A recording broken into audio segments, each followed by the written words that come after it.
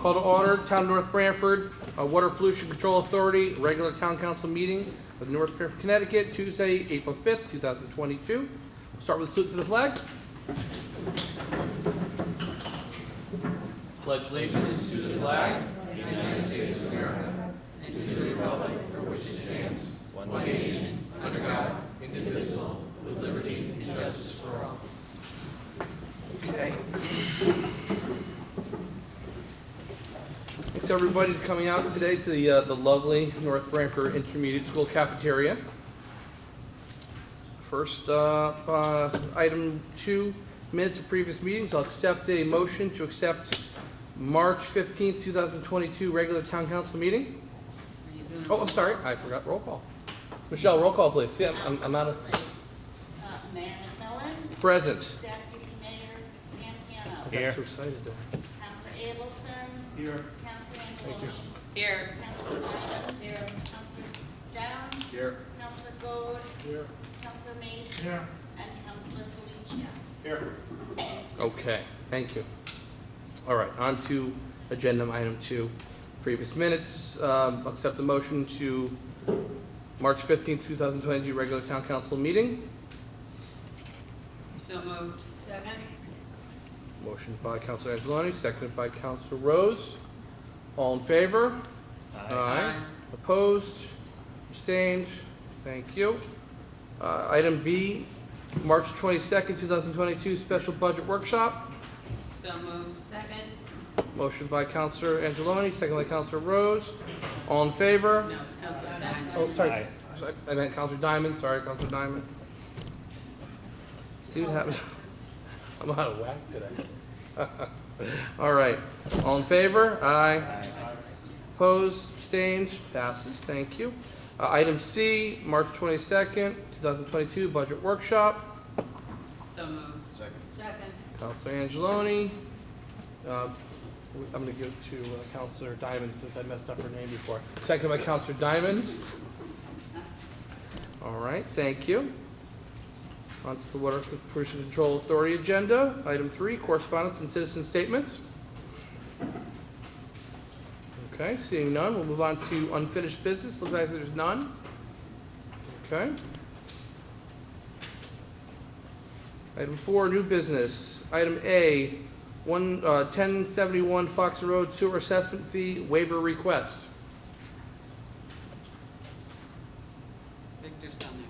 Oh, there we go. Good to see you there. There we are, found you. Is this on?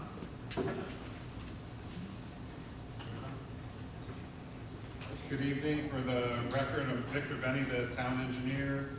We're starting off with the sewer assessment fee. It's a waiver request for 1071 Foxen Road.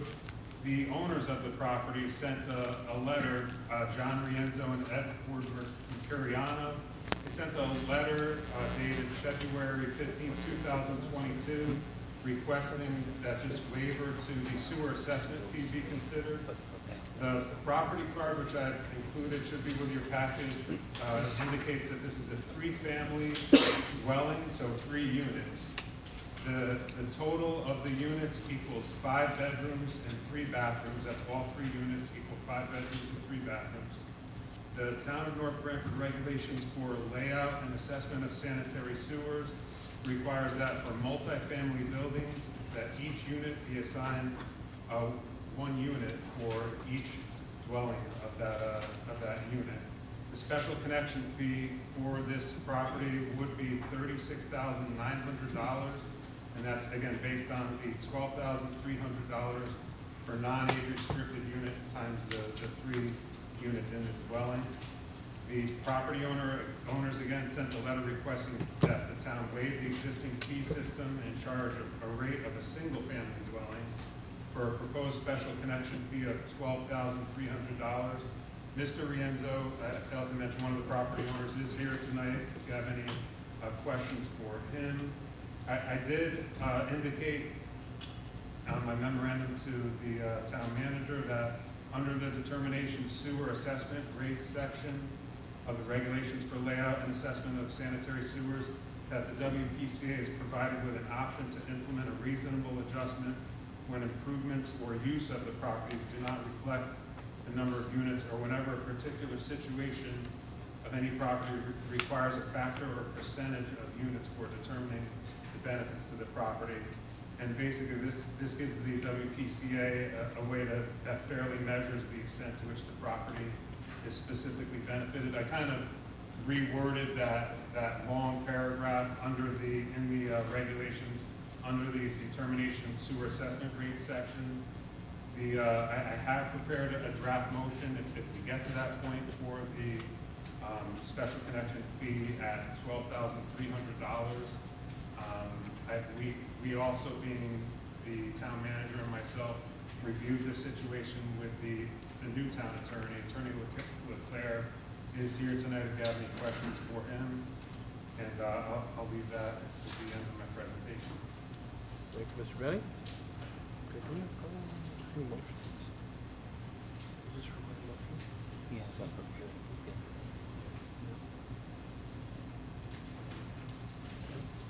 Any questions? Any questions?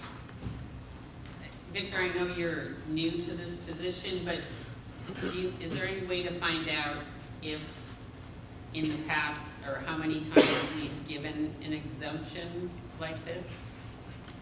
Is there anything on the town records? I have to, I guess, research I didn't find anything, I guess, up front on the filing system that I have, but I'd have to dive back into more past it. There's nothing in recent history that indicates there was. I don't know. I mean, I don't recall of any, and that's why, and I know of other people that have come before us with multifamily or apartment buildings. And the only ones that I can remember giving waivers to, not really waivers, but it was like they met the conditions of either, over 55, or there were other parts of the regulations that we had to go on. So I'm just curious if,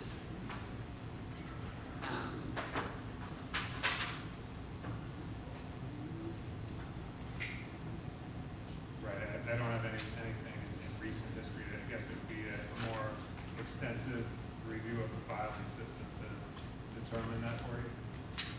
I think that would be important. Yeah. Victor, the other question that came up in my, Set precedent. are they just looking to hook up the sewers, or is there like a property improvement going on there as well? As far as I know, it's just a failing septic system, or basically a failed septic system that they're looking into the option, or considering the option of connecting to the existing sanitary sewer system along Foxen Road. So, at a 3-unit rate at $12,300, I guess the regular sewer assessment fee of $36,900 would most likely far exceed what a standard septic system would cost if it was to work out on that property. I think the owners may be in a situation where the existing soils are making it difficult to design a standard system. Gotcha. Do you know if the property is owner occupied or is it just rental income? I believe it's a rental property. It's not strictly rental property? Yes. Anthony, in the past, have we given discounts at all for multifamilies? We don't have many multi-family houses in town. I think what Councilor Angeloni is referring to is the deferral for folks that are certain ages. We don't waive them, just defer their principal until they sell the house eventually. So there's no precedent that I can think of. I could look with Victor tomorrow and find something else. But I think what you're referring to is the age deferrals. Folks over a certain age, a certain income limit, we deferred their payments. We didn't wipe it out. We said when you sell the house eventually or whatever happens, we'll get it at that point in time. So I think it's kind of like not really the same kind of animal. right, well, and I know, other multi-unit places have come before WPCA for wanting to have the sewer connection fee reduced. Right. more than, you know, a three-family unit. And, you know, they were all, there was nothing really in the regulations that allowed us to waive the 12.3. So if they had, you know, 5 units, they had to pay the 12.3 on there. And the only other things in the regulation that I know are, you know, on commercial lots, it's rated differently for commercial. If it's an over 55, it's rated different. We just had the incident or the request not to, you know, last year in regards to the trailer park. So that was, we worked with that because that was a different situation. I just don't remember doing anything on the 12.3, reducing it to a smaller one based on the number of units. I'd like to make a motion to table this request until the next meeting, so Victor and Anthony can get back with information that Walter, Ron, and Rose have raised, and will give us more information so we can make an educated decision as opposed to trying to guess what's going on. I don't know whether you guys agree with me or not. I'll second that.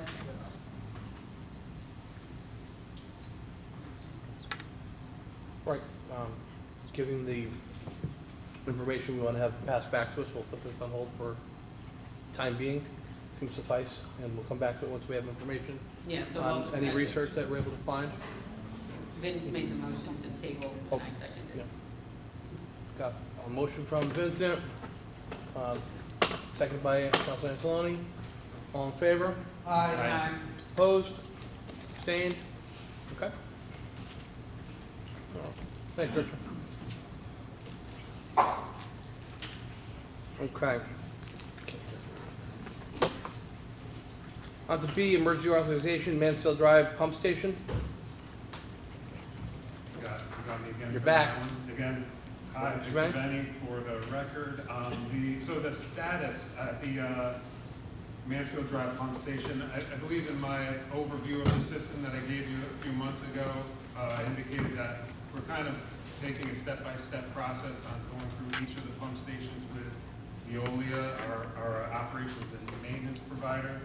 The status of basically was to look over the status of the existing sewerage system and focus in on the 5 pump stations. So in getting to the Mansfield Drive pump station, the setup there is, and I included this in the letter that you folks have, the memorandum to the town manager. The setup there on existing conditions is 2 submersible pumps. The pumps cycle to achieve equal run times, and at times of higher sewage flows, which is times when it's raining or just times when the system has an extreme flows of sewage coming through it. Both pumps are basically called on to run at the same time. The pumps clog repeatedly over the course of each month, and that's documented in the Veolia monthly reports. And that's due to, I don't know the way to say it, it's disgusting, but it's due to rags and debris in the system. So when the pumps clog, whether it's one or both, they run for extended run times trying to pass the clog through the system. This is, besides the fact that it's a longer run time than the pumps would usually be running for, it also creates an unnecessary strain on the pumps. The solution, which is part of the 3-step quote process that you have in your packet, the solution is to install a sewage grinder in the wet well that would grind up the debris and the rags before they get to the pumps.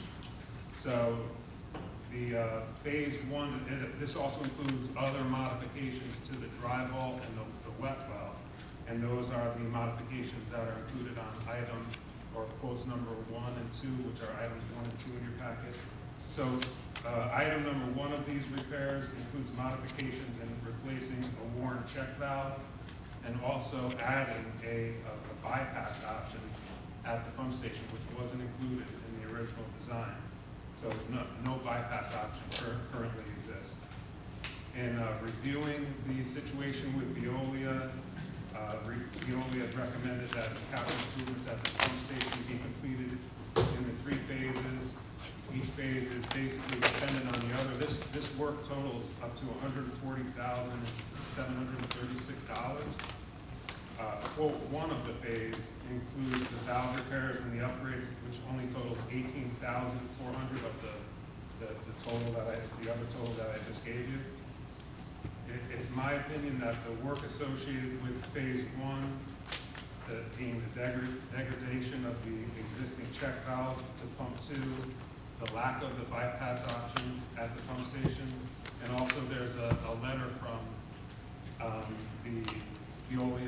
basically Veolia's contractor and the supply company, indicating that the supply chain issues have caused for a 12 to 15 week delay in getting the check valve and the bypass parts that typically would take 3 to 5 days to get these parts. They now are estimating a 12 to 15 week delay in basically getting parts that were previously readily available. All of these are making it where we'd like to consider this an emergency capital expenditure and omit the requirement to get a bid on this only on item one, the $18,400. The other items 2 and 3 we would include with the upcoming year's budget process in September. So those items, while they're necessary and considered important at the station, those are going to require that we go through a bid process, and they're not as important as getting that bypass valve and that check valve corrected as soon as possible. The other item that I asked Veolia to provide us with would be what it would cost to provide us with a mobile bypass pump if we did have one of the pumps go down or if we had the check valve fail. And that estimate that they gave me was $7,000 a week for a bypass pump. And they said due to the fact that Connecticut DEP would most likely require 2 pumps, basically a backup pump to the system, we'd be required to have 2 backup pumps on site, totaling $14,000 a week, which over a 12-week period of waiting for parts to come in could total approximately $168,000 in just renting bypass pumps if there was failure. So not saying we're at failure mode here, but the situation has created itself, and we've been made aware of this situation, that an emergency situation potentially exists, and we're asking that the funds for the item number one, $18,400, be considered an emergency capital expense. Anthony, how much is in the CIP for in the sewer? The capital reserve fund? Yeah. I mean, we must have the money in there. We have a lot of money. I did check with Anthony, assuming that we have that question, and he said we have enough to cover that, but an exact number is probably not. Okay. Yeah. I would, So can we make a motion to declare this emergency and bypass? Does the charter allow us to do that? So sorry to interrupt, Attorney Leclerc also made me aware of some additional information tonight that Okay. may be best if you don't mind, Attorney Leclerc, if you chime in on that. Yeah, thank you, Mr. Benning. To answer that question, you have your competitive bidding ordinance, it's 84-10. And while that doesn't address emergencies, it notes that purchases of component parts required to repair or rehabilitate existing equipment or mechanical systems that are already in use by the town shall not be subject to competitive bidding, subject to approval of the council. So you can approve the purchase. And if you look at this proposal, it's talking about repairs to the valves, etc. I think that, while certainly an emergency under your ordinance, because that is a repair of component parts of the systems that you already have in existence, would be appropriate with just a simple motion to approve that without going to competitive bid in this situation. Mr. Benning has a sample motion to that effect that someone can make. I have a question to make sure. It says parts, but does that also include the labor that goes along with the parts to install it? Is there a difference in that, or is it just general? I would read this as including labor, Just the purchases written of parts. Okay. Okay. all right. I'll accept the motion to, All right, I have Emergency a capital motion expense? here. I move that the modifications and repairs at Mansfield Drive Pump Station as set forth in the Veolia Water North America proposal be approved in an amount not to exceed $18,400. Second. Okay, we have a motion by Council Angelini, second by Deputy Mayor Zampano. All in favor? Aye. Opposed? Abstained? Okay, thank you. Add the clause on the amount of the capital reserve fund. Funding will come from the capital reserve fund. Okay, we'll add that, strike that to the minutes that come out of capital reserve fund. Thank you, Anthony. Capital reserve of the sewer? Yeah, WP. 280,000, that's correct. Okay. Thank you, Anthony. Okay.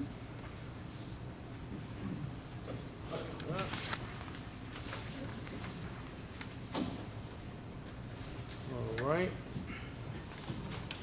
All right, moving on. Item 6, citizen statements and petitions for WPA. Any citizen statements? I'm sorry, sir?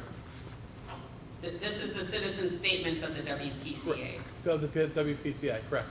We just put a second on the bottom there. Okay, none? All right. All right, we're going to move on to our regular town council meeting. Reports and committees, boards and commissions. Item A, Economic Development Committee, our commission, Roger Solway monthly report. So EDC met last night. I believe all of the council members should have received an invitation to the meeting that is going, or it's called State of the State, which is going to be held on April 21st at Mill Pond Tavern. You should have received it via email from the Shoreline Chamber. Shoreline Chamber is helping organize and run this event at the Mill Pond. So if you haven't, please respond either yes or no so they can get an accurate accounting that will be there that night. It's from 5:30 to 7:30 at the Mill Pond Tavern. And the other program that they're working on right now is Local is Good. It's a pilot program that Red Rover has developed the software. They are in the stages right now of having EDC members contact businesses in town to explain the program. Basically, it's a QR code and there will be clings around town. Businesses can have them in their office with the QR code. It's also on the farm brochure that you just take your iPhone and you would, do it on your iPhone, the QR code, and it will go right to the website, and on there, businesses will be able to advertise any specials that they have going on, any events happening on there. It's a very economical way for them to draw in customers. Right now, the program is free up until June. They're looking to extend that a little bit because they had some technical issues. And it is also a revenue generating thing that the town will receive revenue from this program. So they're trying to get this off the ground within the next couple of months on there. And the rest of the information you can see, Roger has quite an extensive report in our packet. That's it. Okay. Thank you. All right, on to item B, Parks and Recreation. Park and Rec met last month. I was unable to attend the meeting because of the budget workshops. I know they are continuing to work on the Poco Fest, and that is moving along. Everything is on the website for the Poco Fest as far as packets for volunteers. If you want to be a vendor, a crafter, a food vendor, all of that stuff, it can be found on the website. I know one of the issues that they've been dealing with is the insurance requirements, and I believe the attorney is looking at that. Do we have an answer on that yet, or we're still? Yes, we have suggested language now for policies for the additional insured language when coverage is needed. Discuss that. Okay, so, At least the department. okay, all right. Because I know it was an issue both with the Poco Fest and with youth organizations and their insurance requirements, so that's all being updated. We coordinated with the town's carrier as to what coverages we must have from our participants in events or vendors or Right. anything like that, to make sure we don't jeopardize the town's underlying coverage, so. Good. Well said. Okay, great. And that's all that I have on the department. Okay, thank you. Item C, Police Commission. The Police Commission met on March 14th. I'm pleased to announce that we hired a new police officer to replace Officer Ferrucci. His name is Matthew Larson. Okay. He had an interesting presentation from Officer Ferrucci about training on computer crime. I found it very interesting, and I think folks would also, that there's a lot of information that's contained in people's info payment center in your car. Basically, and nowadays, they can track and tell if you open the door, you close the door, if you talk on the phone.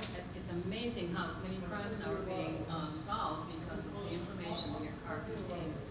So that was very interesting as well. They talked about their budget concerns because of fuel prices and the fact that they have to do some building modifications in the female locker room, because as you know, soon there'll be 2 female officers on duty, and also they're going to have to make some changes in the men's showers. The 8 TV ordinance will go into effect on May 1st. And then there were 2 additional things that are interesting in terms of the traffic authority. The Connecticut DOT wants to add some curbing and lane restrictions on Route 80, which the Police Commission, as the traffic authority, does not approve at this time. It was actually sending a letter saying they don't agree at this point. And also, sorry. Thank you.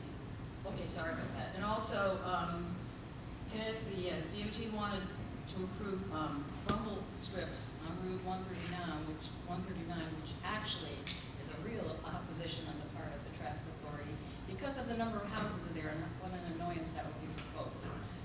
So that was basically that particular meeting. Okay, thank you very much, Counselor. All right, item D, Fire Commission.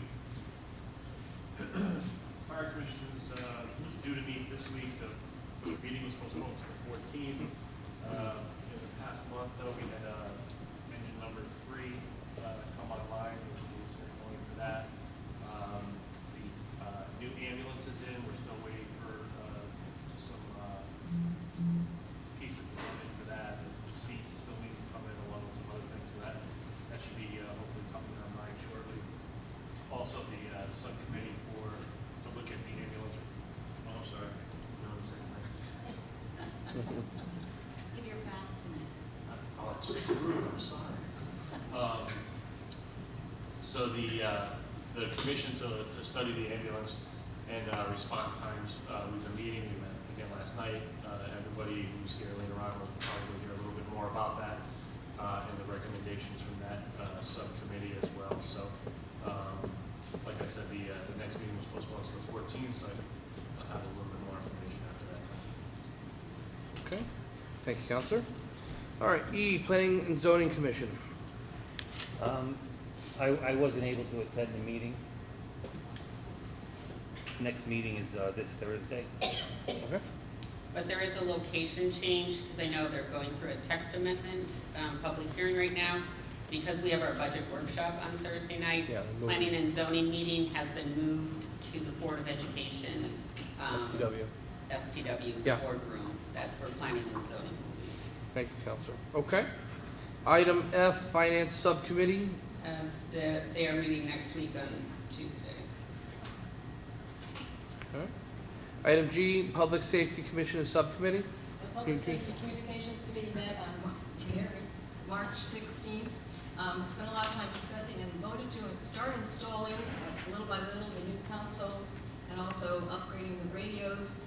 So at some point they'll be able to start using both the state system and our own system. It'll give, before the police station is finished, it'll give folks a time to get to know the systems. There's also a tentative date of April 25th when folks in the committee will meet to set up an operational time to decide on the radio system that they would like to have. Then again, they'll be able to use the systems until both towers are up, and that'll give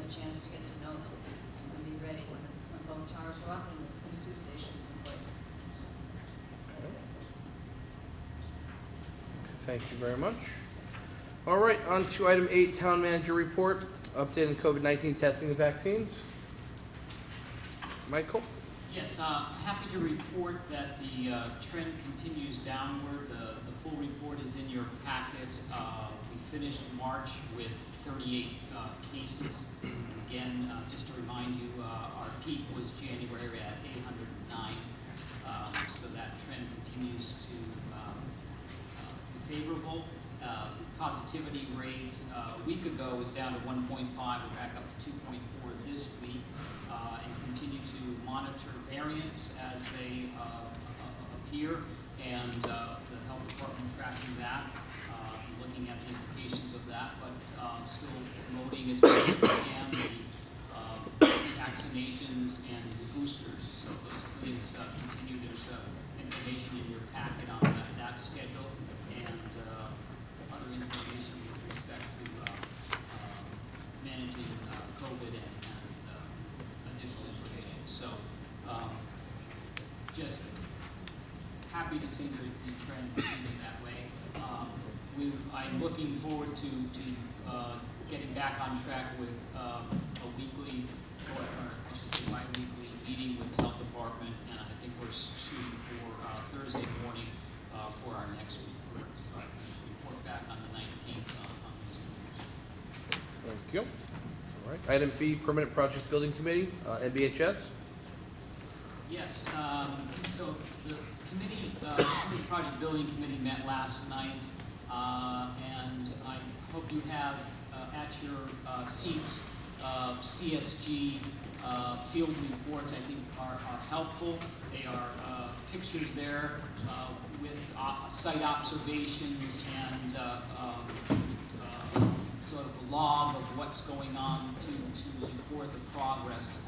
Those are reported out to the committee. By and large, the project is moving forward.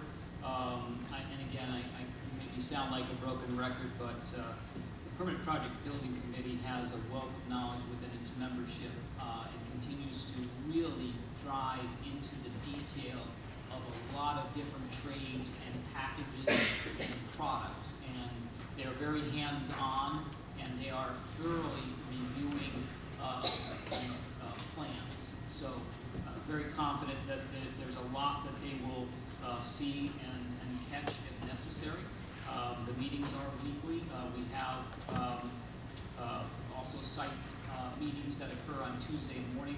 We have representatives there, so it's very much working well at this point. So again, we're going to have to address some of the supply chain issues and timing of materials. But again, that is ongoing, and the team to make sure that they're monitoring that on a daily basis to keep us on track. So, Okay. positive report at this point for the high school. Great, thanks. NBPD? Yeah, moving along, they've had lots of meetings, the architect with the chief, deputy chief, and staff, and members of the committee to tweak the bid package. Hopes of getting that out on the street with a deadline of May 31st. May 31st. To get that out. Yeah. So they are meeting and continue to modify that. Is that including the ideology of putting in the emergency response center second floor? Sure. Okay. Yep. And there's been a lot of conversation around that modification based on the grant funding from the federal source for that, and that is a work in progress. Okay, thank you. NBIS? NBIS, hoping to have a report from Rusty Maley, the architect, on that with some numbers forthcoming for the next meeting. Okay, thank you. And same with Stanley T. Williams Roof, the Permanent Project Building Committee is going to meet with and interview architects on the 11th. Okay. That's all that I have. Okay, thank you, Michael. All right, item 9, community events and presentations. Item A, junk in your trunk. Yeah, it's just an opportunity. thought I'd say that. I help support the rec department and other things that are going on. I'm looking to promote and I think this is the venue where we can do it. Mayor, I think you were the one that said you didn't want to miss anything, so. No. We're putting it in here, we're putting it out there, and hoping that we get good participation and good responses. But there are a number of things happening, and you have 4 items there, junk in your trunk, Earth Day, Touch a Truck, and Sock Hopper, so. This is riveting stuff we've got going on. So if you have junk in your trunk, folks, or someone told you do have junk in your trunk, come on out. This Saturday. This Saturday. This Saturday? Okay, This good. Saturday, 9 to 1, community tag sale Where was it? Where's it? at STW Community Okay. Center. Community Center, STW, so at 9 o'clock, right? So How we long's have that? 42 trunks with treasures. Ooh, Something for everyone. treasures, okay. We'll change it to treasures. Okay. Well, I know that Mr. Torino certainly likes some junk in the trunk, so we look forward to seeing what's in there and hopefully getting some purchases going on. Okay, folks, let's move on here to item 10, resignations and appointments. None? Mr. Mayor, before we go on, I just would like to make a motion to amend the agenda to add one item, so it'd be 12C, and it's for the Poco Fest, the wine and beer garden. Yep. Okay. I'll yep. second that. All right, motion by Councilor Angeloni, seconded by Councilor Mace. Any discussion? All in favor? Aye. Opposed? Abstained? Okay, thank you. Mr. Mayor, I have a question on 9B, C, and D. We have dates on those? What's going on? No, we can go back to that for certain. Earth Day, can you speak to those dates? The Earth Day, so we know that Saturday is the Junk in the Trunk event at 9 a.m. STW. Earth Day is on April 23rd, Little League opening, Correct. Saturday at Wallfield. Third. Touch a Truck is May 21st, according to our packet. Yeah, in line with Public Works Week. Oh, nice. So that'll be a Saturday event for the kids. Okay. And then the sock hop is June 10th. That was the one I was telling you about. Yep. 8 to the bar from 6 to 8 p.m. 6 to 8. Thank you. Okay, my wife's birthday. Now I have something to do for my wife's birthday. It's wonderful. Okay. Buy her some No, sock junk. hop, thankfully. Yeah. I don't know if touch truck's gonna do it. Sock Get her hop some sounds junk fun. out of a truck. All right. All right, so again, no resignations or appointments. Item 11, unfinished business, discussion and action. Item A, training for fire department. Okay, table, thank you. Item 12, new business, discussion and action, review and approval of proposed disc golf course. I think I can just stand. I think I'm pretty Yeah. loud. All Objectives, right, right? so good evening. My name is Jessie Catano. I'm the Recreation Director. I'm speaking on behalf of Parks and Recreation this evening. We are proposing putting a disc golf course on the Totucket Valley Auger property. It would be an 18-hole course through the wood lines. We have just gotten approval from Inland Wetlands to proceed with the project. So we've taken the necessary steps. The course was also approved by the Recreation Commission and the layout as well. It would be a 10,670 square foot length course, so one of the longest in Connecticut. And we think it would be a huge benefit to the community because it offers a no cost or low cost recreation opportunity that we don't have, that would support local economics, draw people to our town, but also offer something unique to our residents. So I'm happy to answer any questions that you may have on this. Jesse, is there any talk on what we'll do with, the various discs? There's drivers, there's putters, different discs that are required. Is there any kind of rental or any type of facility where they can rent? We can partner with the library and ourselves to rent out those discs and have those available. Luckily, the disc only costs $5 to $15, so it's really low barrier at entry for programs. Gary's got me. So yes, so that's absolutely an option. Okay. Would this course allow you to have competitive? Tournaments, absolutely, yes. So the person who designed our course also designed Bittner course in Guilford. So the conversation has been had about having multi-day tournaments and multi-tournaments between the two towns so that we can work together to really attract national level competitions to this area. Interesting. Okay. Is there any, Okay, are we looking for a motion of acceptance? Yeah, so we're just seeking approval so we can proceed with fundraising. This is not something that we're asking the town to fund. We would like to seek donations and sponsorships to implement the course, but before we seek those, we want to make sure that we have the town council's blessing. Okay. I make a motion to approve the proposed disc golf course for the Park and Rec Department. Second. Okay, motion by Counselor Angeloni. I'm not sure who seconded it first, but, Give it the wall. okay. Counselor Goode, seconded. Any discussion? Mr. Mayor, Yes, sir? how would maintenance of the golf course be handled? Like, just, the only concern I have is its location with the dirt bikes and stuff down there. How would you protect the golf course? How would you maintain it? So the benefit to a disc golf course is it's a lot like a hiking trail, or our proposed style of disc golf course.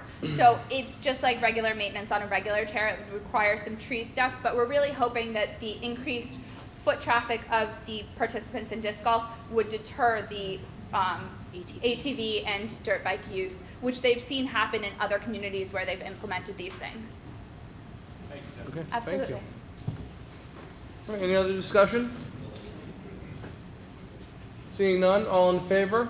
Aye. Opposed? Abstained? All right, we look forward to seeing that. Thank you. Thank you. Okay, next up, item B, review and approval of change in job title from Superintendent of Public Works to Assistant Director. Yes, if I could, Mayor, just there's a memo in your packet just outlining the fact that this had come before the council back in September of 2021, but recently conversations with the director about advertising and looking for the position having trouble, and I think part of it is the fact that superintendent title is sometimes confused or associated with a labor or union type position, where in fact this is going to be a second in command management position outside the union. So we felt and requested that the change is more appropriate to the job description and function of assistant director, and that's why it's coming before the council for your approval as you approve job descriptions and titles. Okay. I'll accept the motion. I'd like to make a motion to amend the current job description for the Superintendent of Public Works by changing the job title to Assistant Director of Public Works. Motion by Counselor Second. Angeloni, second by Deputy Mayor Campano. Any discussion? All in favor? Aye. Opposed? Abstained?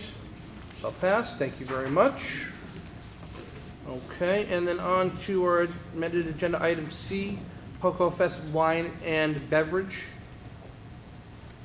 hours. You need me to, do I have to go to the microphone? You're loud enough, I think. Yeah.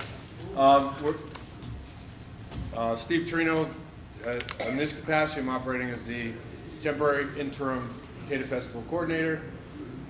And we are seeking the council's blessing to allow the Potato Festival Committee to use our discretion to potentially add a second night to the Beer and Wine Festival at the Corn and Potato Festival.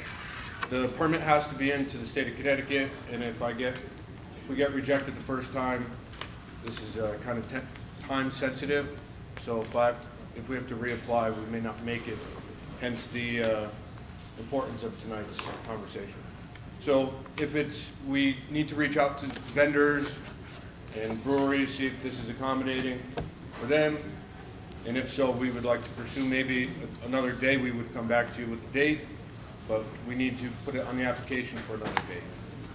Mr. Trino, can you outline the event itself and what it entails? So its current structure, we put it under a 40 by 40 tent, and we have a person who works as a bouncer, does IDs, and we have various breweries and vineyards come, and you buy a ticket and you get a tasting. Not a full glass, not a half glass, a tasting. And whoever shows up, and however many vendors we get, is what you could sample. There's different time slots that you can come. Once you're in the tented area or fenced off area, once you leave, you're not coming back in, so pretty well patrolled, and with the little amount or a lot that you taste, I don't think anybody can get out of control. Great. So we were just looking, Sunday is the schedule, but we added the fourth day, and we are looking to explore the potential to enhancing Thursday night as well. Okay, thank you. All right, let's accept the motion. I'd like to make a motion to approve the wine and beer garden for the Cocoa Fest so they can submit their application. Second. Okay, motion by Councilor Angeloni, second by Councilor Diamond. Any discussion? Yeah, I have some questions. That's We right. check the IDs to make sure that people are over 21 that are going to be drinking alcohol. I mean, right now, people come in with fake IDs, and if we don't have the technology to make sure that those IDs are swiped properly and recorded, then the town is on the hook if there's an accident later on. So how are we going to prevent that? So it's a two-part answer to that. So one, when you buy your ticket, you got to fill out a valid registration to purchase your ticket. So that should correspond with the ID. The bouncer that we have has done this and has some tools to verify the state of Connecticut's IDs, which aren't as easily, well, I've been out of the game for a while, but I'm assuming it's not as easy to bypass a fake ID as it used to be. He has some devices that he can use to authenticate a valid state ID. We do pay this person. Yeah, I'm not saying that we don't pay them already, I'm just worried about, I mean, this is a public event, and not only do we draw from North Branford and Northford, but we draw from the community towns around as well. And what my biggest fear is, those kids that are under 21 may hear about this here, and may get false IDs, and then no matter what they sign afterwards, they get into an accident while they're under alcohol or whatever, we're on the hook for it. I want to make sure that we're prevented from getting on the hook. Sure. Councilor Maddox, remember, this isn't necessarily approving this particular event. It's already been approved. It's been done throughout other POCO events. This is just an extension of one more day of that event. So this is an event that we've already approved. It's not up for approving its actual taking place. It's just an additional day of that. Any other questions? Does that suffice your questions, Councilor Mays? Do you have other? Okay, let me make sure. Okay, seeing none. All in favor? Aye. Opposed? Abstained? Okay. Thank you, Mr. Trainer. Thank you for amending the agenda. Appreciate it. Okay.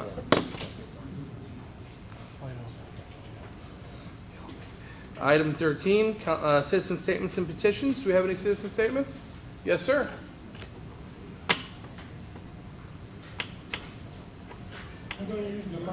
Please do. And if you would, this goes for everyone today with a little larger crowd. When you do come up, state name and your address, please.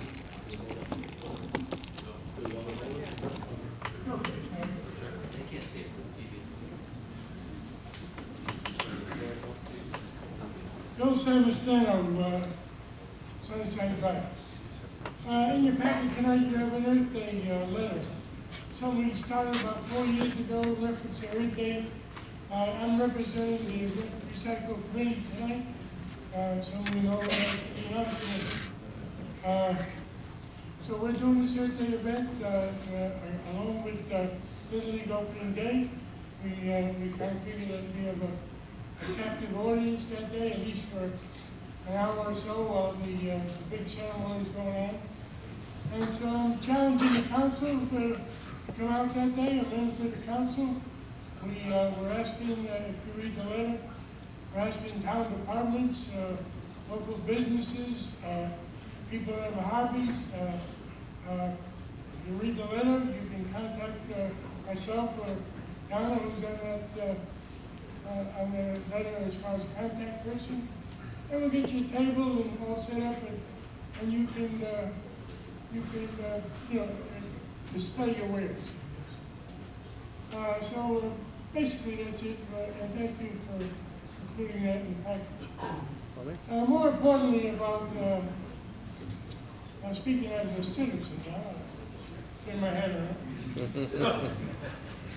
Anyway, I want to talk about 4 years, sorry, year and a half ago, when you actually voted on the 3 big projects in town.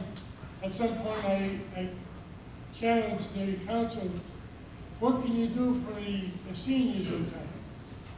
You know, a senior that's in 80 or above, that retired on an income from 25 years ago, is barely getting by these days. I'm over 80, but I'm not talking myself. I'm talking about people who are hurting out there. We know there's people who are hurting. I'm speaking for the seniors tonight.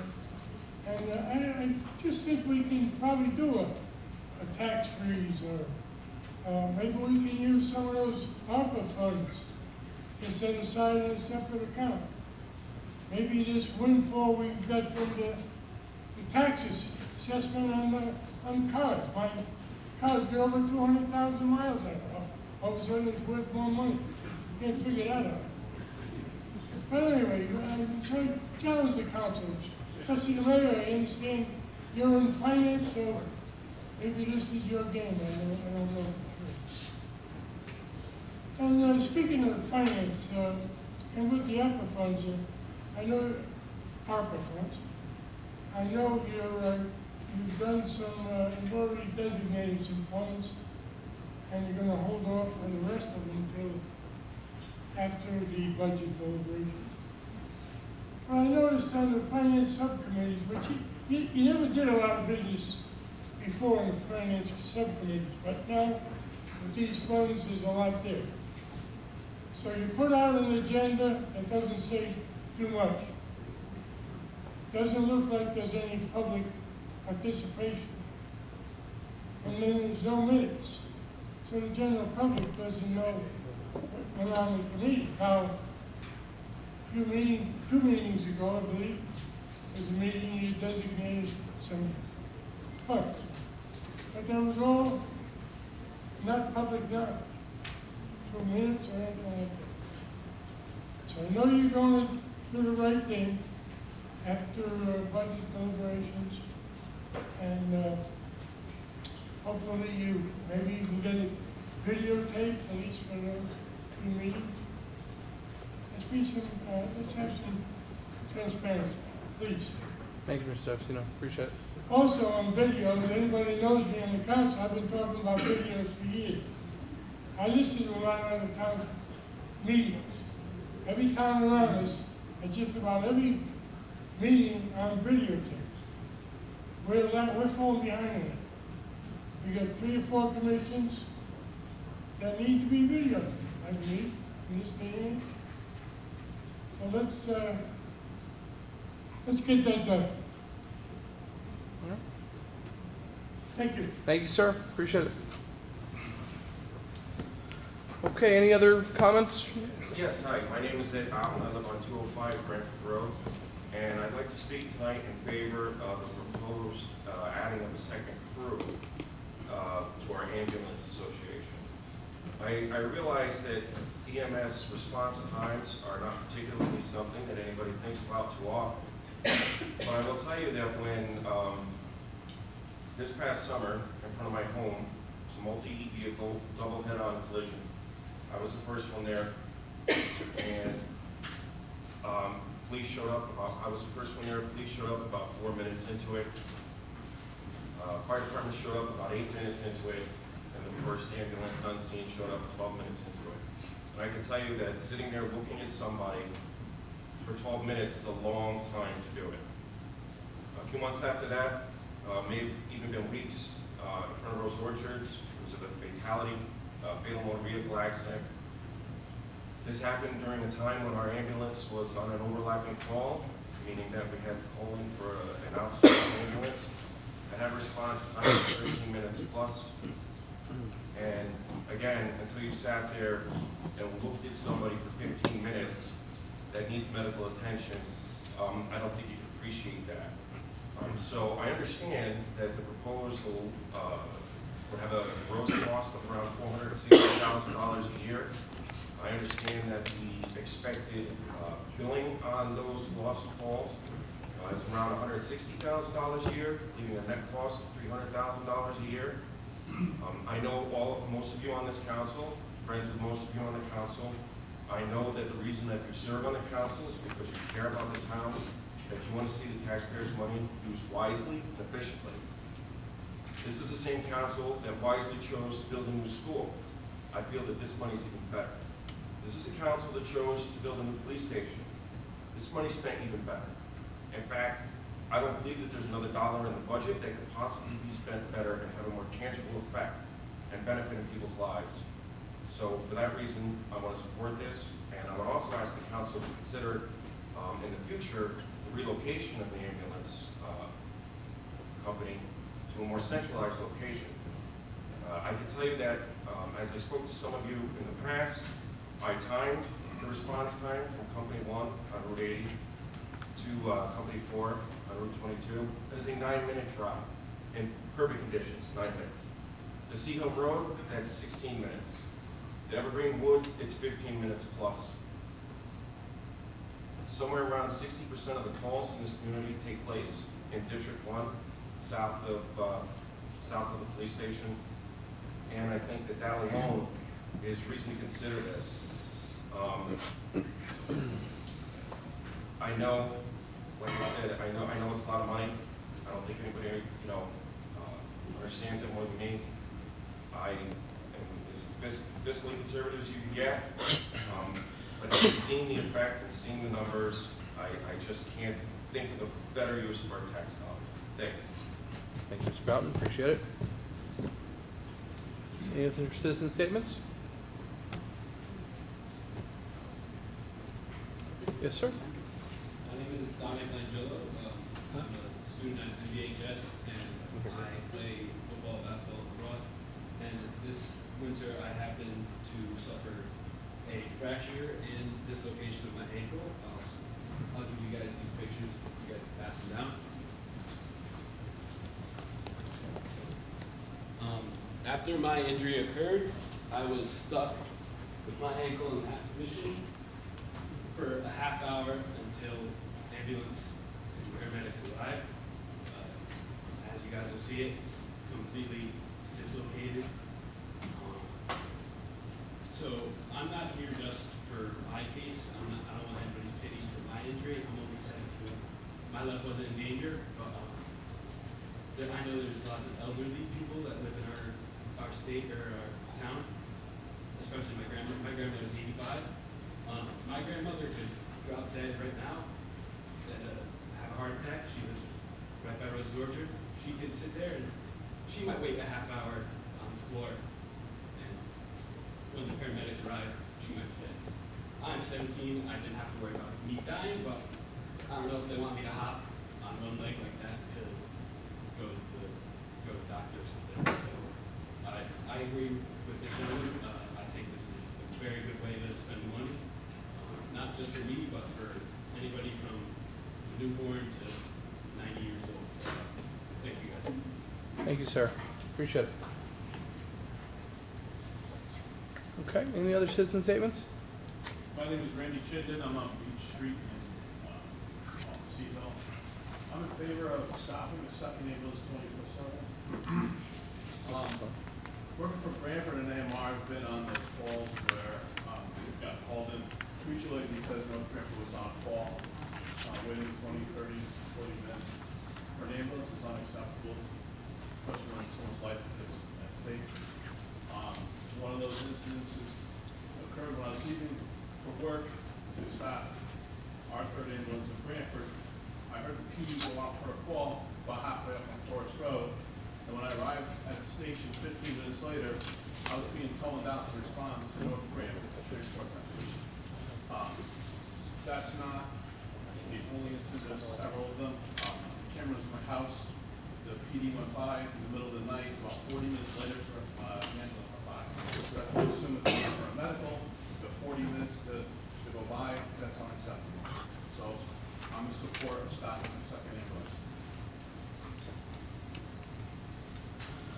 Okay, folks, thank you. And remember, this is going to be part of the public hearing that's happening right after our regular council meeting.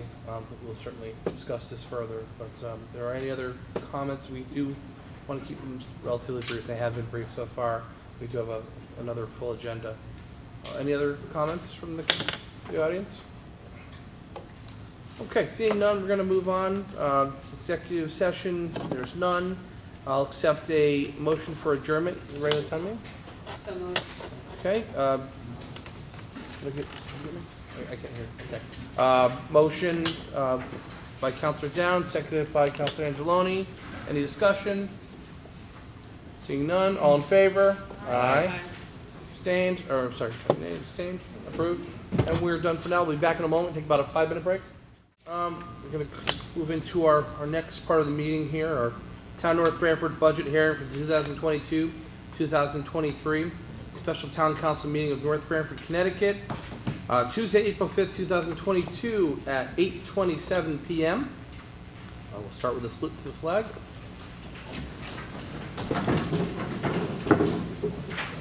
Pledge allegiance to the flag of the United States of America and to the republic for which it stands, one nation, under God, indivisible, with liberty and justice for all. Okay. Michelle, if you provide roll call, please. Mayor McMillan. Present. Deputy Mayor Santana. Here. Councilor Abelson. Here. Councilor Angeloni. Here. Councilor Diamond. Here. Councilor Downs. Here. Councilor Gold. Here. Councilor Mace. Here. And Councilor Felicia. Here. Okay, thank you. Okay, on to the fun stuff. Item 2, presentation of FY 22-23 budget. Item A, town manager. Mr. Polish, you're on the hot seat. Yeah, all right, let's get into the numbers. Let's do this thing. All right, good evening, everyone. I'm Town Manager Mike Paulus, and I'm going to kind of walk through my presentation, and at the end, I'll hand off to the Superintendent, Scott Shoemaker. Is this on? Is everybody hearing all right? Can, Michael, just one moment. Is there a way to maybe shut the light down a little bit? I'm assuming it's hard to see the folks in the back. Can we do a half light thing? No? All right, we'll work on that. Go ahead, Mike. Yeah, is the volume okay? Wonderful.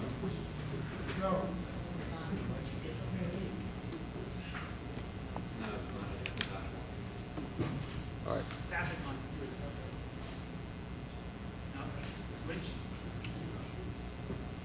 Which is on.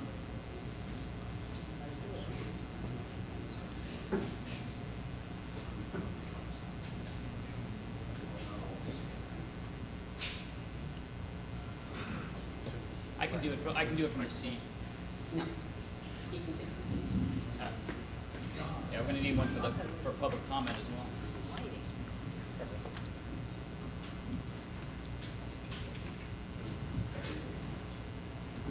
Is there some AV material in our budget?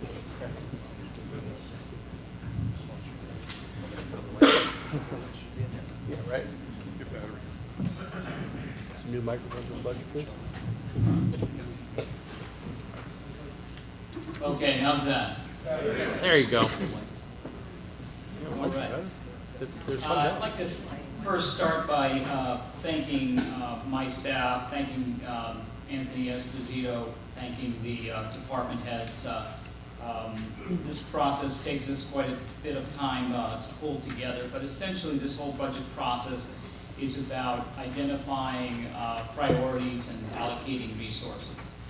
So we go through a process of reviewing submittals and department requests, and then we, obviously meet with also commission members to talk about needs and try to really set a goal of I try to level funding and try to hold the line where we can. But unfortunately, I think everyone knows we've dealt with COVID, we've dealt with supply chain, we deal with a number of issues that we can't escape. It's just the cost of doing business, contractual items and so forth. So it's really a process, and it's a debate, and it's the council has the final say, so I review and go through the proposals, hold the workshops, and we go into what culminates, not culminates, but gets to a point here where we reach the public hearing portion of the process, and then the council will go forward from this night to make adjustments to the budget and adjustments and then put it together and package it and put it out for a May referendum vote. So, next slide, please. There's a number of uncertainties and the state issues funding. 20% of our operating budget is state revenue. And obviously, just to put in perspective, for those of you that didn't get a budget book, you should grab one. The green book, and the first page is the summary page, the general fund budget summary. It is a great page, great start. It gives sort of a snapshot of what we're looking at. Obviously, the town government budget portion is an $18 million proposal. The school board of education budget is quite bigger than ours at $33 million, almost $34 million. So we do rely on state revenue, and that's 20%, and unfortunately we have unfunded mandates with respect to things like police accountability, public works handling evictions, engineer handling, MS4, and the list goes on and on. It's even more cumbersome on the Board of Education side. And a lot of times, I'll have a future slide show you, a lot of times the unfunded mandates go unheard at the state level. So we've got to deal with it the best we can and allocate resources accordingly. So what you see here is the challenge, and it is funding for ECS, the Educational Cost Sharing Grant. As you can see, it's been flat the last 3 years. Going back, if I could just stay there for a second, I think you can do the math from fiscal year 15-16. That was, I guess, a high water mark at $9 million.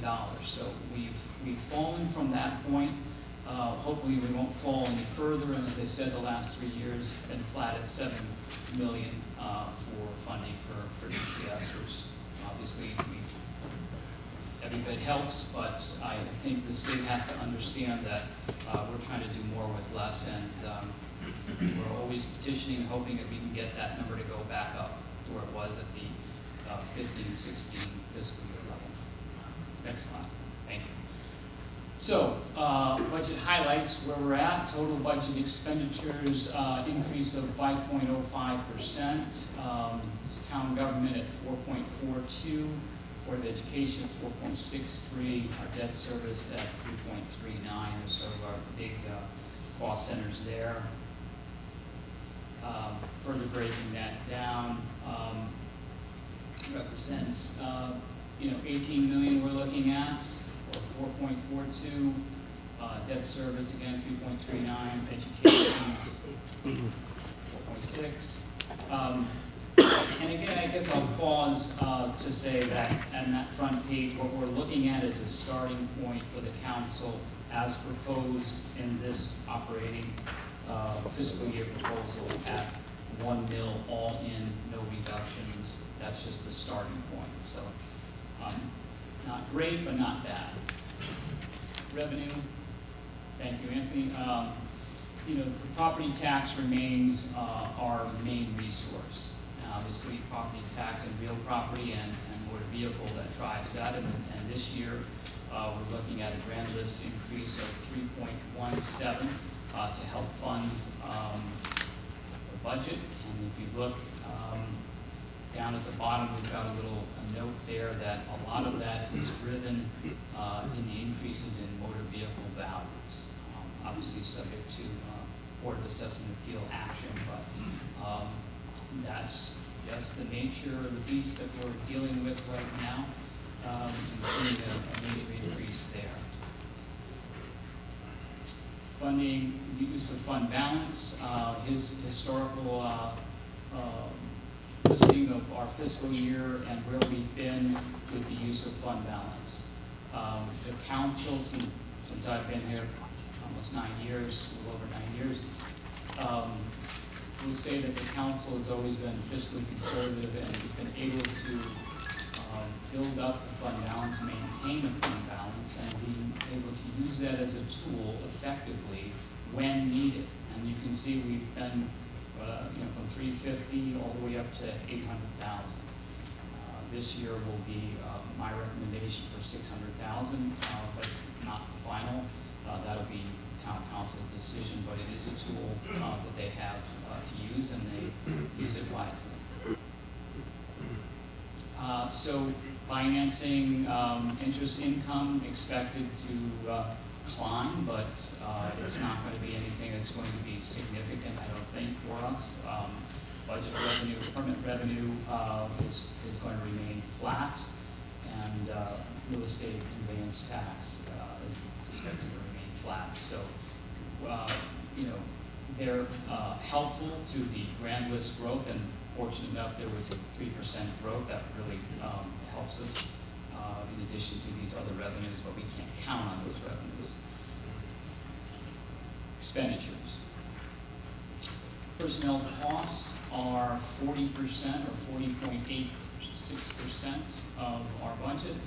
Material and supplies at 3.38, contractual 17, capital outlay 0.5%, benefits and insurance 14, almost 15%, operating transfers, debt service as I mentioned, and then our capital improvement plan as well as 6.48%.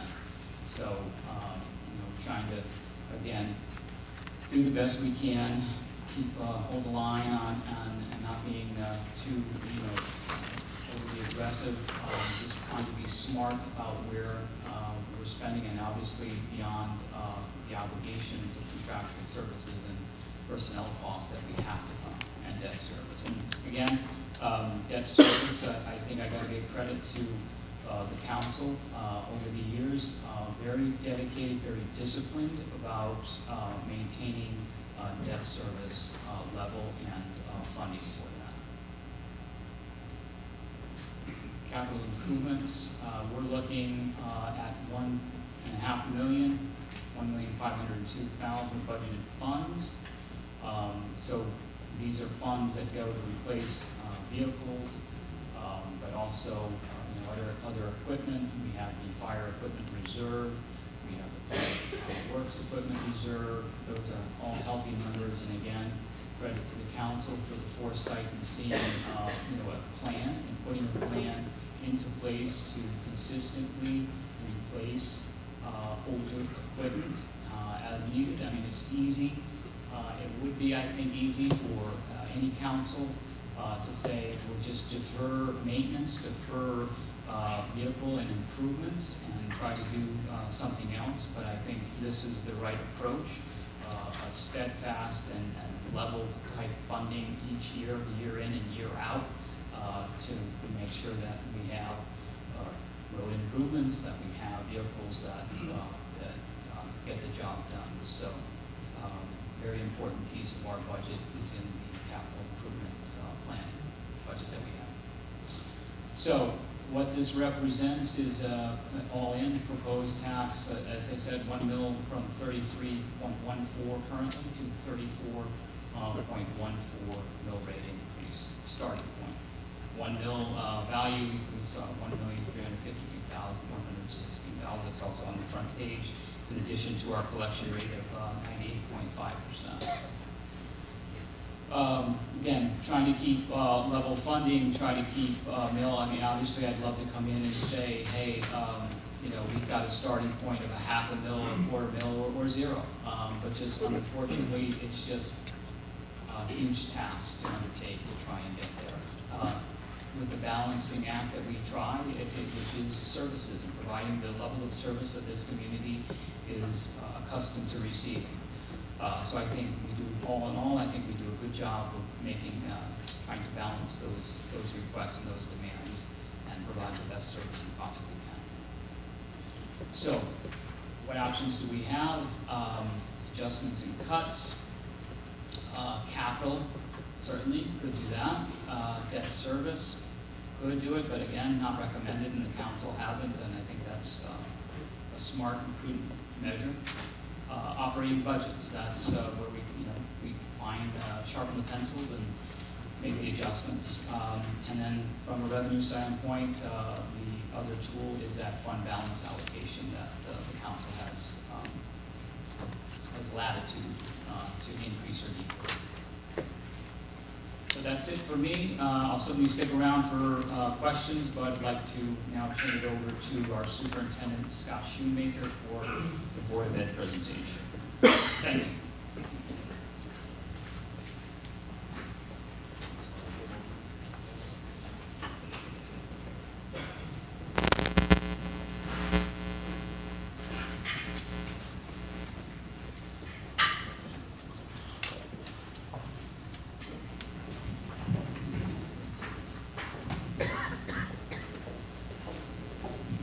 Good evening, everyone. Thank you, Michael. Can you hear me?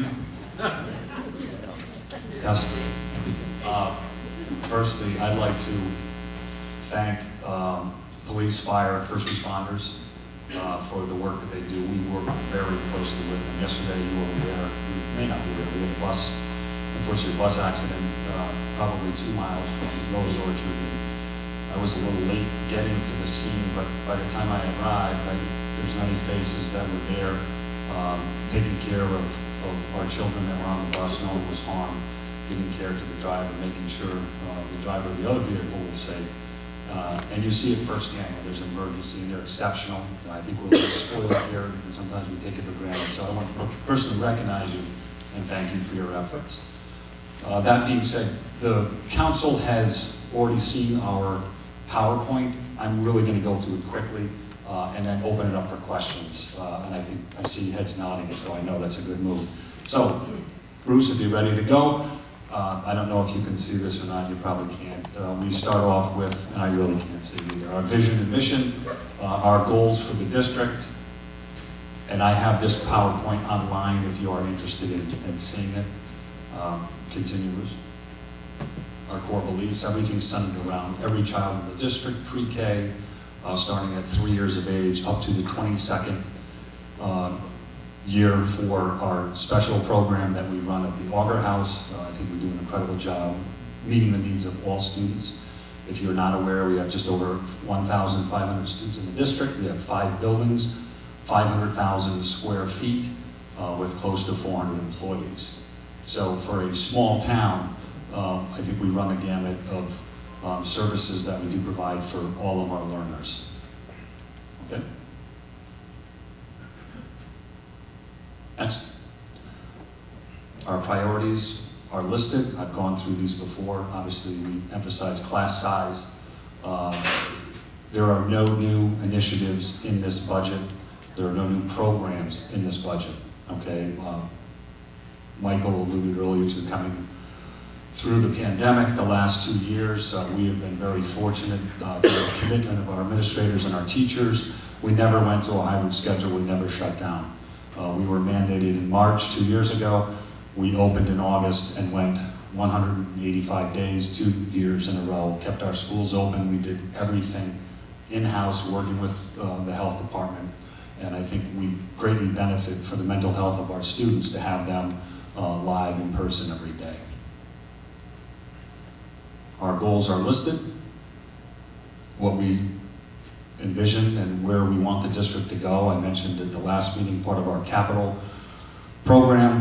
I have been working with Roger Solway over the last few years looking at the opportunity for manufacturing in the district. That will continue to be my emphasis here moving forward. I think we run the gamut with offerings for advanced placement, early college acceptance. Our special ed program, I think, is second to none. I think we have to really earmark and target a population of students in manufacturing. As I spoke to the council before, I look forward to those healthy conversations, looking at the ability for a student to go through 4 years, earn an associate's degree in manufacturing, and be career ready walking out the door. And if you look at what's happening in the state, I have an article here from the New Haven Register, Channel 8, for the New Haven schools who are starting in that direction. And I think that is a path that would really benefit everyone in North Branford. Next slide. Our priorities. Bruce, is there any way to enlarge this screen? for the numbers portion?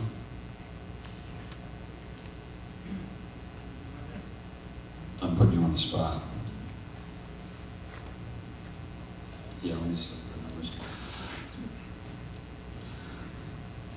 So as was mentioned, the Board of Ed, in its proposed adopted budget by our board, is 4.631. And our status quo budget, with no changes or no increase, just satisfying contractual obligations to our bargaining units, is 3.56. So we're asking, thank you, for just over a percentage of our status quo flat budget of 356 to get to 4.63. I'm going to turn it over to Martha Vaughn, who will walk through the financial piece and answer any questions.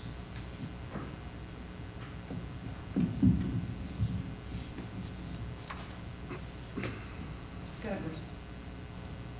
So what we did was we broke the budget down into basically 9 different categories: salaries and benefits. As Scott mentioned, our salaries are, they make up just over 3.46 of our proposed budget. I'm sorry, it's an increase of 3.46 over our proposed budget, and the salaries alone account for almost 59% of our budget. The benefit portion, we're estimating actually an 8% increase on our health insurance, which is under the Connecticut Partnership Plan.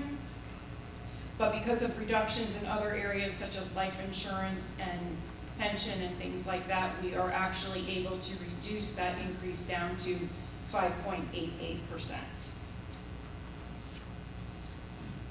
There is money set aside, as always, for professional development.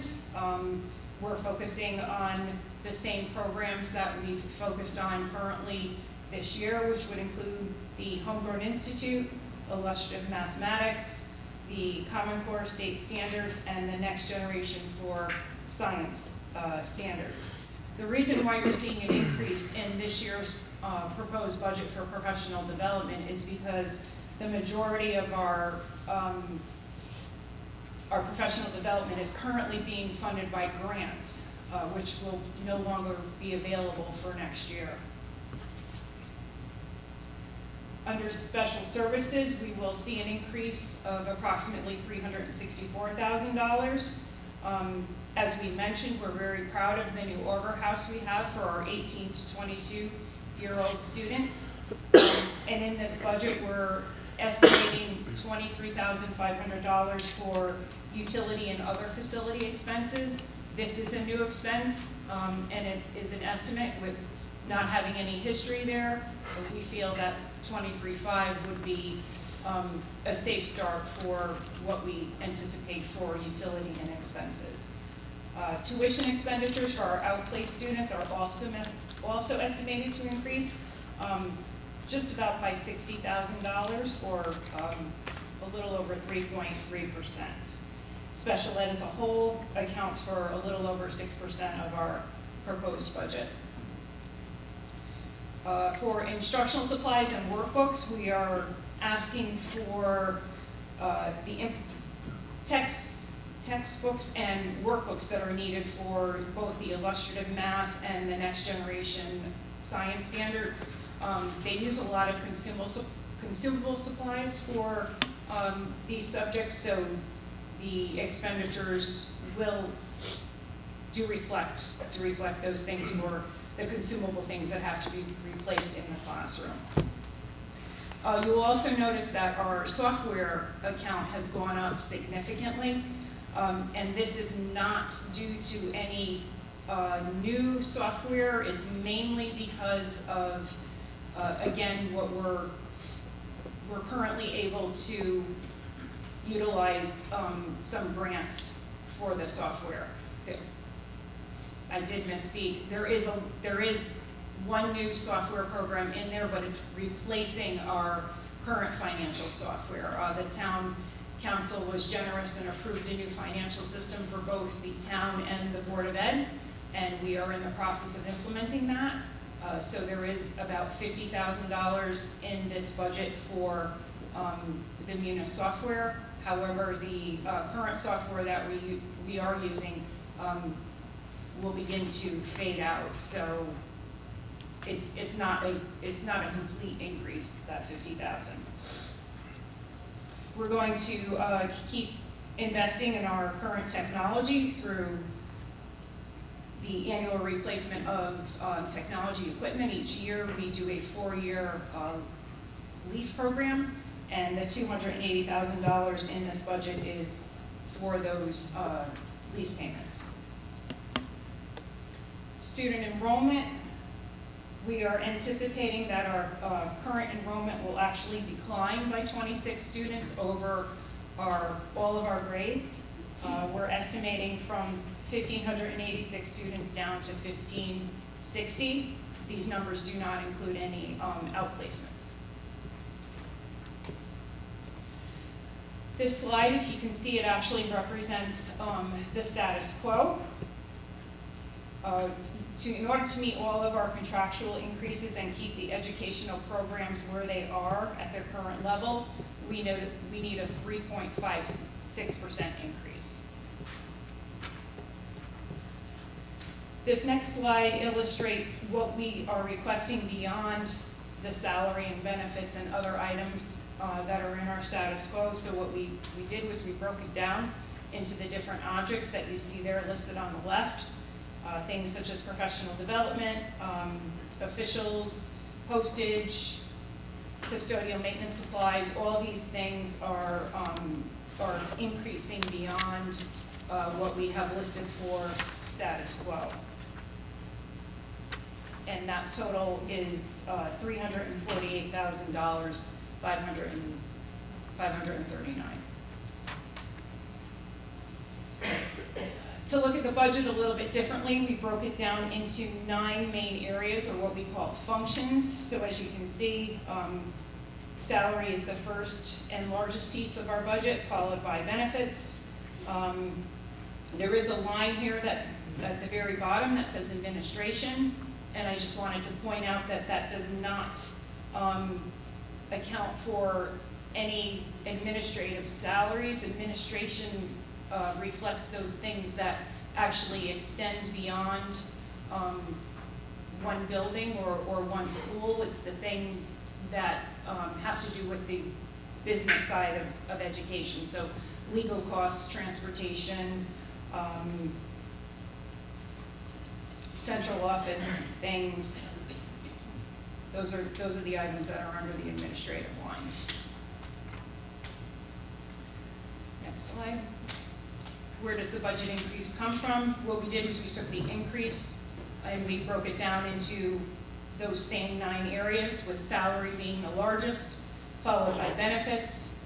The next largest increase is in our learning programs, transportation, technology, tuition, buildings and grounds, support programs, and then finally administration.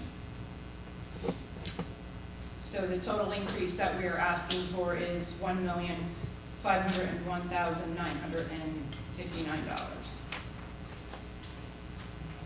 Looking at the proposed budget in a pie chart, we can see the portion of each function. The largest, of course, is for salary, followed by benefits. Next slide. We did the same thing, only breaking it out by location. The biggest piece you'll see there is district, and district is made up of the services that reach beyond one building. So things like people services, technology, transportation, benefits, insurances, both health and also property and liability, and any kind of professional services that we pay for.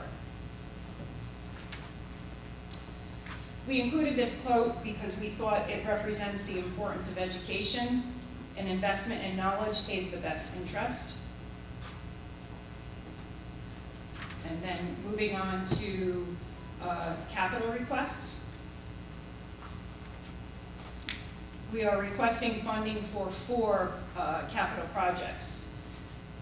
The first 3 total $394,000. The first one would be the second phase of the unit ventilators at Tutucket Valley. The second one is the upgrade for lighting at Tutucket Valley. And the third is parking lot paving, both at Tutucket and Jerome. The last request is actually for updates to the auditorium, and we're working on getting pricing for things like the tile in the foyer and other aspects of the auditorium. We've been having a difficult time getting estimates for those things, and hopefully we can have those prices to you soon. In a little more detail, the request for the ventilation system at Tutucket. This is the second and final phase of that project. And we are asking for $184,450. That project is made up of 11 units, and also the different electrical connections and things they need to do in order to hook up these unit ventilators. There is funding remaining from the closed out project at Jerome Harrison for the cooling tower. It's approximately $60,000.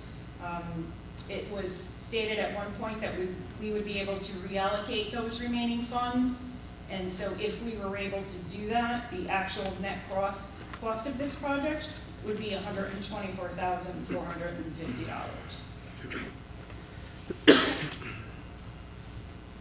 The next project is also at Tutucket, and this is to upgrade the lighting, which would help reduce the cost of electricity there and improve the lighting for a better learning environment. Tutucket is currently the only school that has not had an upgrade to the lighting. The upfront cost of this project is $100,000, but through the rebate program with Wallingford Electric, we anticipate to get a $40,000 rebate back, which would reduce the cost to $60,000. And again, there's money remaining from another phase of, actually the first phase of the unit ventilators at Tutucket, and it's approximately $24,000. So if we were able to reallocate these funds, that $60,000 net cost would be further reduced to $36,000. The last one is paving, both at Tutucket and Jerome Harrison. This is the original paving at Jerome, and the current condition of these parking lots is beyond repair, and it has actually created a safety issue.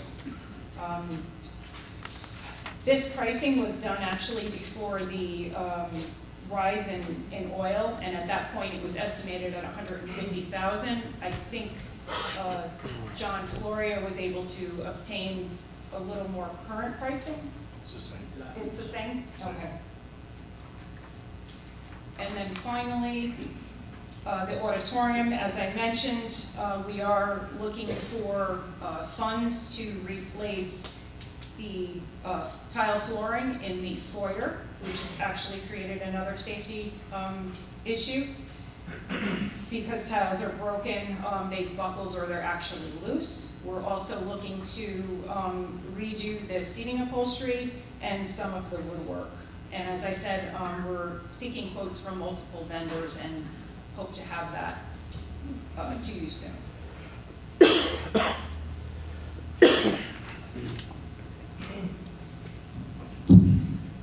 At this time, we'll entertain any questions from our last presentation. I know you had quite a bit of information that we did try to get out to you in a timely fashion, so the paving would remain the same. There were a couple other requests I think we satisfied, so if there's anything new, feel free to ask us. At this time, all of our administrators are here as well.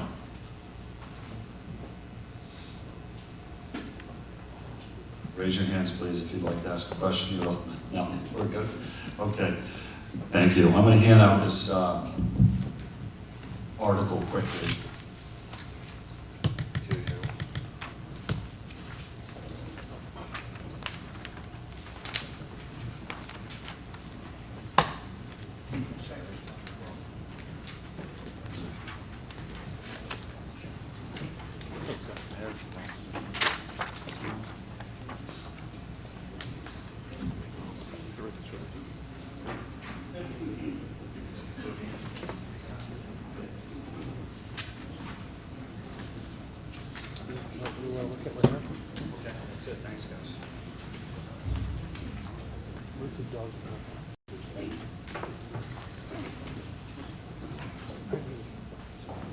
Scott, you want funny for a dog bite?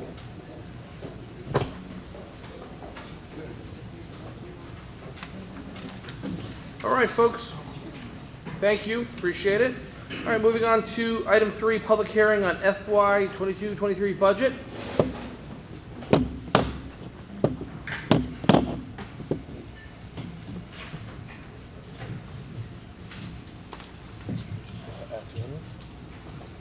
Anyone out there would like to have a comment to the council? No, we certainly heard some comments earlier in the meeting. We'll certainly take account to.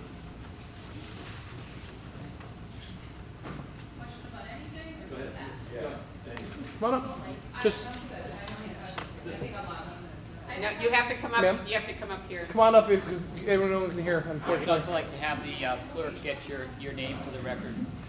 So if you come up, same rules as prior, please state your name, address, and we're trying to keep comments to around 3 minutes or so. That's cool, thanks. Yep. Wendy Girardi, 6 Maria Town Road in Northford. Thank you. I'm here with a table that has Don, who was in the delayed stage of the response for his injury. And my question is about with this overlapping and not having another ambulance able to respond to him for 29 minutes with the proper care that he needed, what this cost at the top, is it $160,000 of staff? Is that what we said, or someone said it, I I thought? think it's a little more than that. And we have about 5,000 households, right? No, 8,500. Households? So, Yeah. I can't do the math because I don't know the number of what the cost is, but per household, what would that really increase to add something that would benefit everyone in the town? That's a good question. Not like just the high school, which creates so much debate. This is every single person. So I don't know if people who are against it want to be waitlisted, but to me, it seems like a no-brainer. So, thank you. And I Appreciate it. hope you approve it. Thank you. Thanks. Appreciate it. Thank you. Okay. Sir?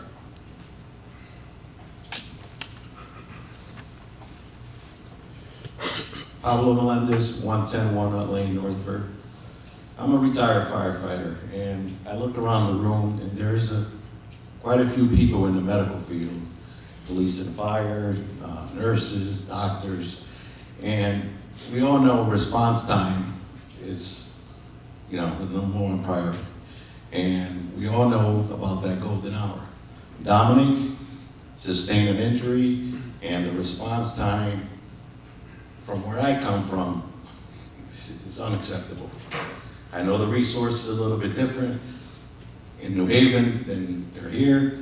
However, you can't put a price on a life, okay? And Dominic, I'm sorry that your 85-year-old grandmother, if they were responding to you, she would have never made it. I'm sorry. Because response time. You said this little town can do big things, right? I just moved here from New Haven, and I like what you said. 400,000 was the number, give or take. 400,000, you're putting 400,000 on a life. That's nothing. Another thing you should look at is maybe your ISO. Maybe if you look at your insurance, the town might benefit. Look at that. Maybe the 400,000 is not 400,000 because your town rating might go up because of safety. Thank you. Thank you, sir. Appreciate it. All right, folks, anyone else?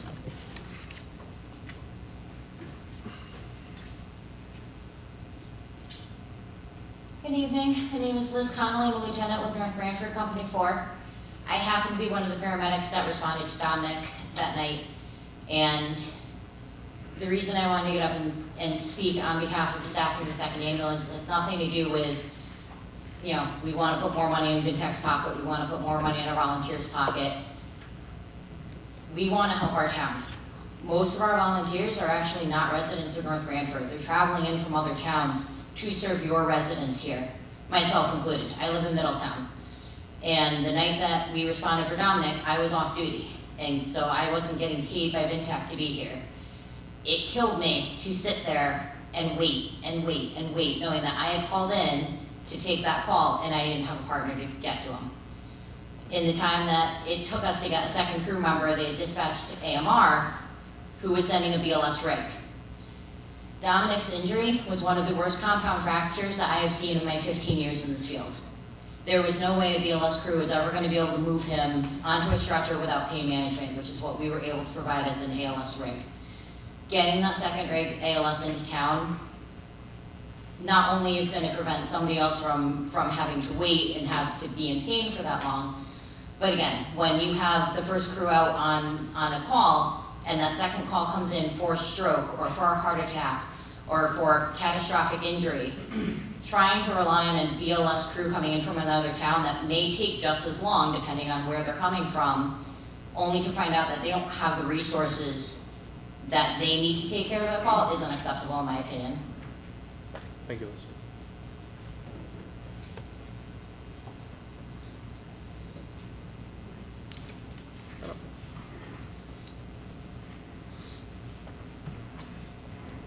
Hello, good evening. My name is Veronica. I'm a new homeowner here in the North Branford area. And first of all, personal note, just a new member of this community. Our first responders are incredible. It's incredible to see so many people here that care. And I didn't know about this issue before I came tonight, but now after hearing it, I know that we all want to live in a safe community. And they're just incredible. So let's do what we can for them. I am here on a different note, though, as a representative of the Tuttaket Historical Society. And as you all know, COVID, it's been hard for all nonprofits. Our society has really seen the toll. We've had fewer donations, and we're in need of some extra financial support and funds. I don't know what might be available, but I'm just here as an advocate saying we could use any help, including anyone here tonight who's interested in becoming a member or giving financially to support. One of the biggest issues I wanted to draw attention to or put a spotlight on is that our Little Red Schoolhouse, and I believe for those of you who grew up here, you may have been on a field trip to the Little Red Schoolhouse and maybe have fond memories of it. I've heard that it's something that our school kids love to do prior to COVID. And it is in severe need of some repairs. And we want to make sure that when it's safe for kids to go on field trips again, that they have a Little Red Schoolhouse to visit and learn about life when there is just one little schoolhouse in our community and all the interesting things that go along with that. Our goal at the Historical Society is to, of course, preserve history. We think it makes our communities more interesting. It brings folks together. For those of us who own homes, myself, new homeowner, it just makes it a nice place to live. And so we think there's a lot of value in preserving the history of our community, and we could use some help. I do see here that $1,500 has been allocated already. We don't have a formal proposal ready yet. We don't have estimates on those repairs that are needed. I can get those for you. But ballpark, I would ask you to consider possibly even $10,000. I know it's just a fraction of the budget, the numbers that you all are talking about here tonight, but it would make such a huge impact on helping us reach our goals and come out of the deficit that COVID has pushed us into. So I appreciate it. Thank you. Thanks, Veronica. Veronica, can you just give your last name for the clerk? Thank you. Thanks, Veronica. Do you want to?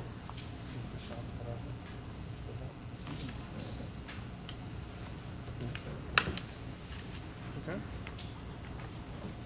Any other folks want to come up and speak?